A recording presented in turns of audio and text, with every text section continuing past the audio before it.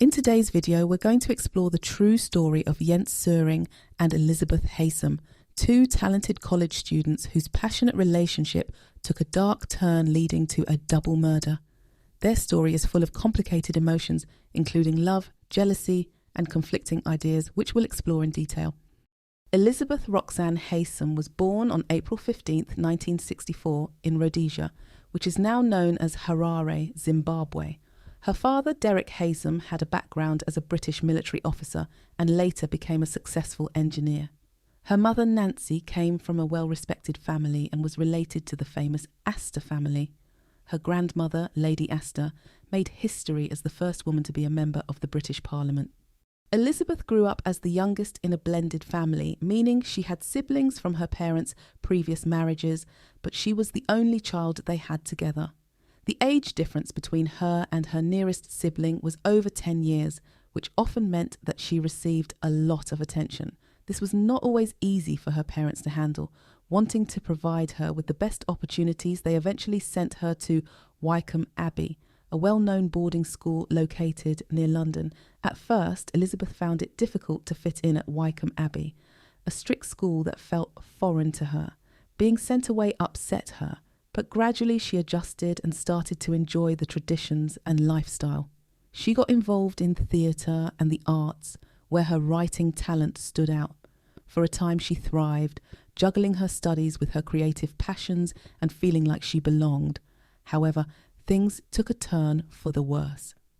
Even though she was dedicated, Elizabeth began to push limits and get into trouble.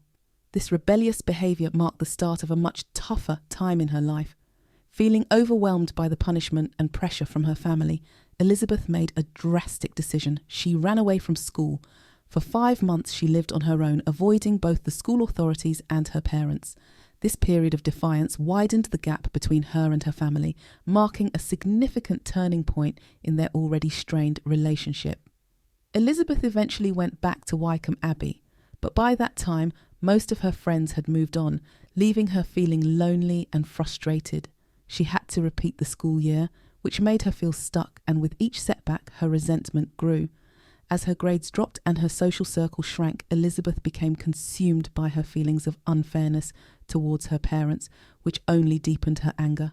During her last year at Wycombe Abbey in 1983, her open relationship with another girl led to her expulsion from the school, which the administration did not accept. This expulsion ruined her chances of getting into Trinity College, and her girlfriend was also turned away from Oxford. With their futures suddenly uncertain, the two young women decided to abandon their plans and set off on a wild adventure across Europe. Between July and October of 1983, they survived by stealing food, selling their blood, and relying on strangers for shelter while travelling through France, Italy, and Germany. During a difficult time, Elizabeth's parents were understandably worried about where she was and whether she was safe.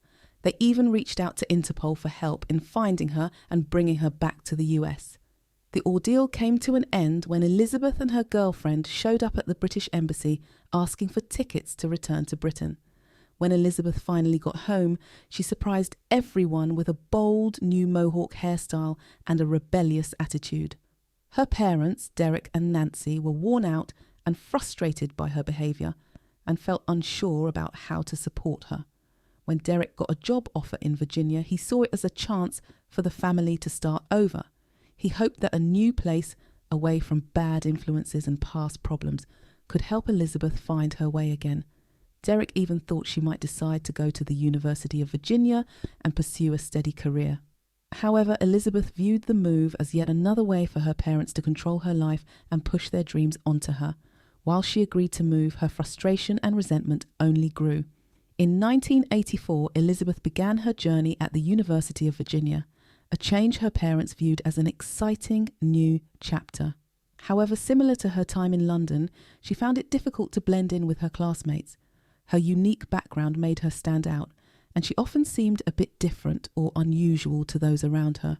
It was during this time that she met Jens Soering, an 18-year-old student from Germany whose father was a diplomat. Jens wasn't the typical handsome type.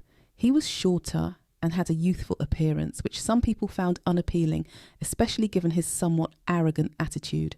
He had controversial opinions, including support for extreme ideas like Nazism, which further distanced him from others. Like Elizabeth, Jens had lived in various places because of his parents' jobs, creating a special bond between them in a crowd of students who often saw them as outsiders. Jens was born in Bangkok and raised in a diplomatic family. He had a passion for music and played in a rock band, dreaming of becoming a filmmaker. Academically smart, Jens won the prestigious Jefferson Scholarship, which is given to only 18 international students each year. This scholarship covered all his expenses at the University of Virginia, helping him pursue his education without financial worries.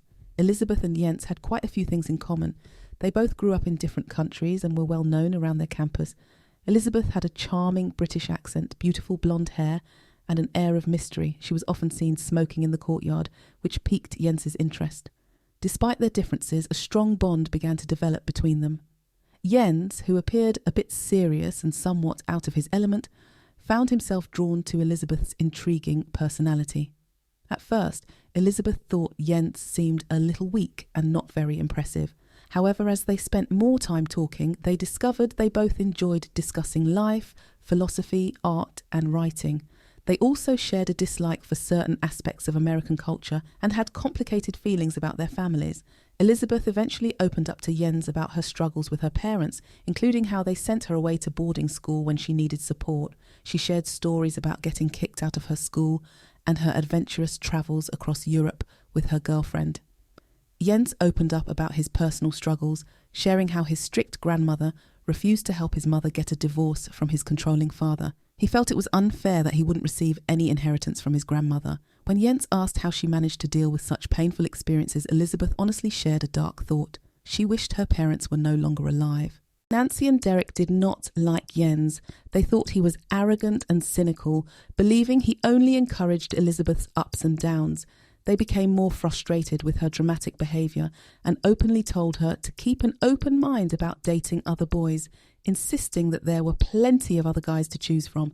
However, Elizabeth firmly stood her ground, declaring that she loved Jens and wanted no one else.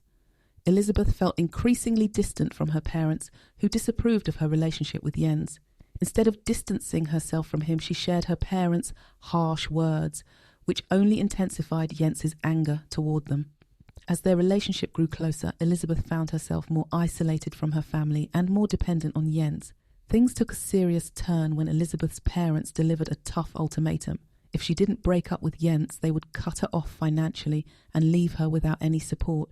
This threat pushed Elizabeth and Jens to consider extreme actions.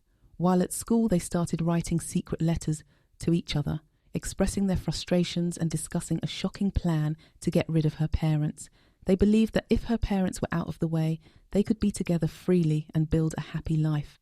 Just 3 months into their relationship, Elizabeth and Jens had carefully crafted their plan. On March 30th, 1985, Elizabeth and Jens began to put their dangerous plan into action. They rented a car and drove from Charlottesville, Virginia to Washington, D.C., where they had reserved a room at the Marriott Hotel. Elizabeth worked hard to create a believable alibi. She bought movie tickets for a couple of films, ordered room service for 2, and even forged Jens's signature on a credit card receipt. To make their cover story more convincing, she made phone calls pretending to talk to him. At the same time, Jens drove back to Elizabeth's parents' house named Loose Chippings, making a round trip of about 600 kilometres. The couple planned to tell everyone that he had gone to have an important chat with her parents, trying to win their approval for their relationship. However, they had no idea that this meeting would lead to a tragic series of events. After 8 p.m. that evening, a knock at the door surprised Nancy and Derek as they were enjoying dinner. When they opened the door, they found Jens standing on their doorstep. He explained that he had come alone, which was unexpected since they had never met him before. Despite their surprise, they invited him in, offering drinks and a seat at the dinner table. According to Jens, Derek and Nancy were already drinking when he arrived and offered him several strong drinks on top of the beers he had consumed for courage. During dinner, Derek steered the conversation, outlining his and Nancy's plans for Elizabeth's future and making it clear that Jens had no role in those plans. Derek firmly warned Jens that if he continued to see his daughter, he would ensure Jens faced consequences such as expulsion from university. Feeling offended, Jens abruptly stood up from the table and Derek demanded that he sit back down. The situation escalated into a heated argument, culminating in a physical confrontation where Derek was seriously injured. In the chaos, Nancy hurried to the kitchen to protect herself, but was overpowered by Jens, who took control of the situation. She was gravely hurt in the process, leaving her unable to continue defending herself.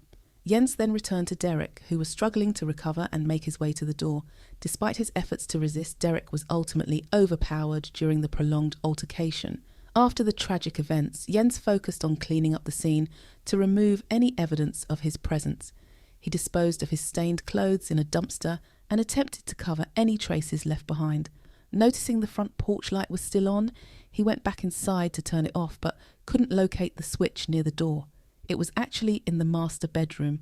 Frustrated but unable to resolve this, he left the light on and departed for Washington, D.C. When Jens arrived at the Marriott Hotel, he had no pants, having discarded them due to the bloodstains. Meanwhile, Elizabeth, tired of waiting for Jens, had opted to skip the movies she had planned to see and was waiting for him in their hotel room. With the deed done, they felt a sense of relief, believing they were now free to be together and that Elizabeth might even inherit money from her parents' deaths. When the detectives got to the scene, they were confused. There were no signs that someone had broken in, nothing seemed to be missing, and there was no evidence of a sexual attack. The brutality of the situation indicated that the victims probably knew their attacker. Because of this, the detectives started focusing on the family. They talked to relatives and found out about the ongoing problems Nancy and Derek were having with their daughter Elizabeth. During the interviews, investigators found Elizabeth's behaviour to be unusual. This raised some red flags, especially when it came to her relationship with Jens. Although being peculiar doesn't necessarily mean someone is involved in a crime, their concerns deepened as they uncovered more about Elizabeth's history, like her trip to Europe and her strange behaviour. In the midst of the confusion, a local man named Donald Harrington stepped forward. He said he had seen Jens at a funeral reception and noticed that Jens had a bruise on his face and his hand was wrapped up in bandages. This created problems for Jens and Elizabeth because they had claimed they were in Washington, D.C. at the time of the incident. However, they didn't explain the extra 600 kilometres on the rental car's trip meter. When asked about this, they loosely mentioned that they had gotten lost several times, but that excuse was hard to believe. After all, 600 kilometres would take a considerable amount of time to drive, roughly the equivalent of 8 hours of being lost. Despite mounting evidence suggesting otherwise, Elizabeth and Jens maintained their story, claiming they had been in Washington and had no connection to the murders. Investigators faced a challenge with very little physical evidence to work with. They didn't find any fingerprints from either of them at the crime scene, and a test on their rental car showed no traces of blood. Adding to the difficulty, the security cameras at the Marriott Hotel didn't capture any footage of Jens because the recordings weren't working at the time. A security officer was only monitoring the scene live, which left the police without any video evidence to verify his whereabouts. At the crime scene, investigators found an important piece of evidence, a bloody sock print. However, they decided to keep some key details from Jens and Elizabeth, as they didn't know what evidence could be used against them. As the investigation went on, more and more people were ruled out as suspects, which put even more focus on Jens and Elizabeth. The pressure on them increased, and the investigators felt that Jens and Elizabeth might eventually break down under the weight of the circumstantial evidence and the police's quiet approach. On October 6, 1985, during an interview, Jens Soering maintained that he had no involvement in the deaths of Nancy and Derek Haysom. In an unexpected move, the police asked Jens to provide a blood sample to clear him of any suspicion, mentioning that his girlfriend Elizabeth had already given hers. To assist with the case, the police also consulted an FBI expert who studied criminal behaviour. This expert suggested that the brutal way the victims were attacked might point to someone who knew them well, possibly even a woman. The profiler noted that Nancy probably wouldn't have opened the door to a strange man while she was in her bathrobe, which added another layer of complexity to the investigation. Jens was hesitant to give up his blood, fingerprints or footprints, because he worried that if he got connected to a murder case, his family might be at risk of being deported. Instead of cooperating with the authorities, he quickly withdrew all his money from his bank accounts, cleaned out his apartment to remove any evidence, and left the United States on October 13th, 1985, just a week after being asked for information that could prove his innocence. His sudden departure made him a major suspect, and as a result he lost all his scholarships. Not long after, Elizabeth joined Jens, and together they started living under fake names while travelling through Asia and Europe. They were making ends meet by doing odd jobs and committing small scams.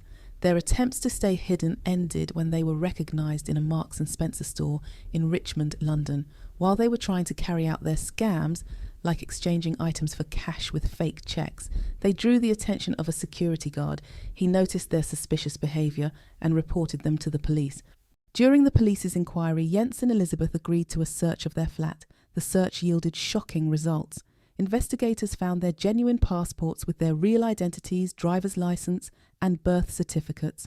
Most damning of all were the handwritten letters from Elizabeth to Jens, which discussed the murders of her parents in detail, revealing the dark reality of their involvement in the crime. Thanks to new evidence, the police were finally able to make progress in their investigation. They gathered enough information to officially charge Jens and Elizabeth in connection with the brutal murders of Nancy and Derek Haysom. Their attempts to avoid facing the consequences only added to the complex story of their troubled relationship and the terrible events that took place. Elizabeth and Jens had put together a travel diary to document their adventures. When investigators looked into the diary, they found some strange things. Jens had written about odd fantasies and hinted at violent crimes, along with some suspicious notes about fingerprints. One entry caught their attention in particular.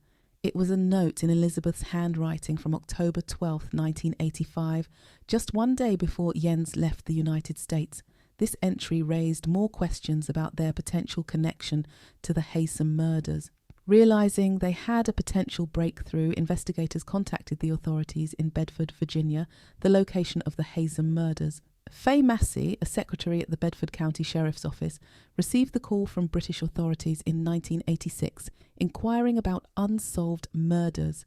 Excitedly, she quickly notified the sheriff, and soon after, investigators from Bedford County flew to London to interrogate Elizabeth and Jens, who were in custody on fraud charges. During the interrogation, Jens was allowed to speak to his lawyer and the German embassy. On June 5th, the first day of his questioning, Jens waived his right to legal counsel. He even documented this decision in writing, acknowledging that he understood his rights and was voluntarily answering the investigators' questions. Over the next 4 days of intense interrogation, Jens confessed to everything. He detailed the planning of their alibi and recounted how he had driven alone to Loose Chippings to kill Elizabeth's parents, with no prompting from the investigators. His confessions included specific details about the crime that only the perpetrator would know, which further solidified the case against him.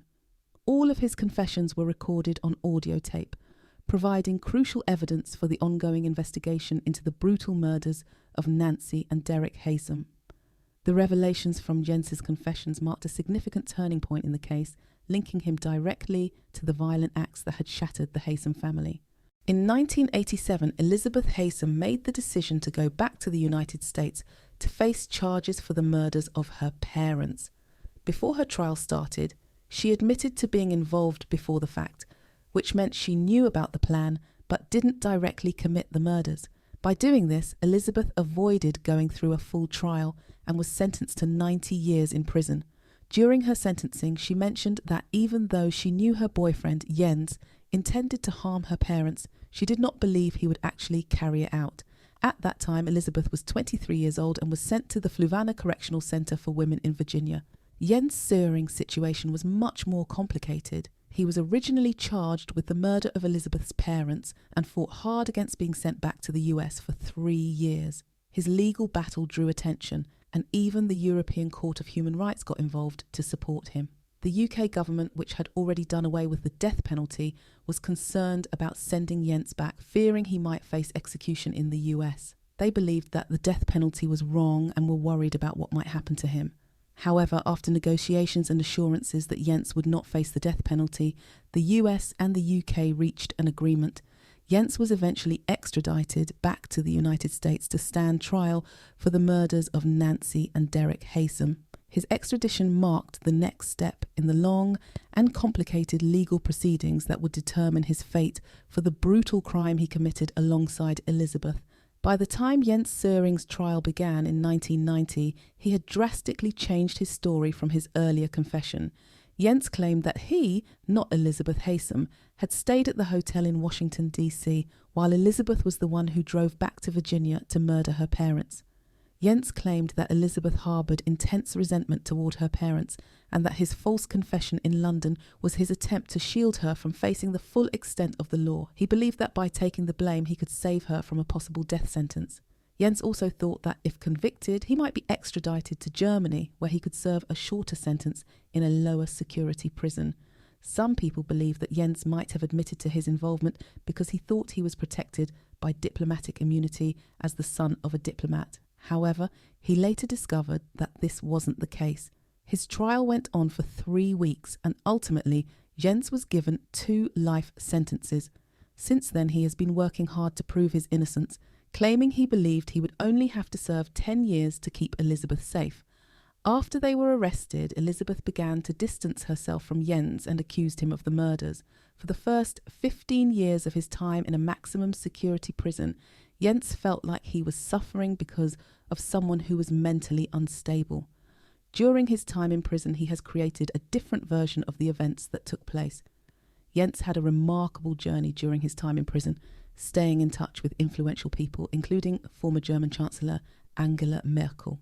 She even brought his situation to the attention of former US President Barack Obama when she visited the United States. Additionally, former German President Joachim Gauck visited Jens in prison to support his release. Many German and EU lawmakers have also urged Virginia's government to grant Jens a pardon or at least allow him to serve the rest of his sentence in Germany. After spending 33 years behind bars, Jens was conditionally released on November 25th, 2019 and sent back to Germany despite having had 14 previous requests for parole turned down. When he arrived in Frankfurt, he was greeted by supporters who celebrated his return. Jens, who was just 19 when he was first imprisoned, is now not allowed to return to the United States or make contact with the Haysom family, including Elizabeth. Elizabeth was just 23 years old when the murders took place, and now at 57, she has kept a mostly quiet life since her release from prison. She has taken responsibility for her part in the crimes and has shown genuine regret, using her time in prison to focus on her education and writing. Investigators found blood at the crime scene that matched both victims, Nancy and Derek Haysom. They also discovered that Elizabeth and her partner, Jens, had blood types that matched the samples found, which raised questions. Elizabeth has never confirmed the idea that another person may have been involved in the murders, leaving many mysteries about the case. The similar blood types shared by Jens and Elizabeth, combined with the victim's blood, suggest there could be more complexity to their involvement than initially thought. Thanks for joining us for today's story. If you enjoyed it, don't forget to give a thumbs up and share your thoughts in the comments. And if you're new here, hit subscribe and tap the notification bell to stay connected with us. We'll see you next time.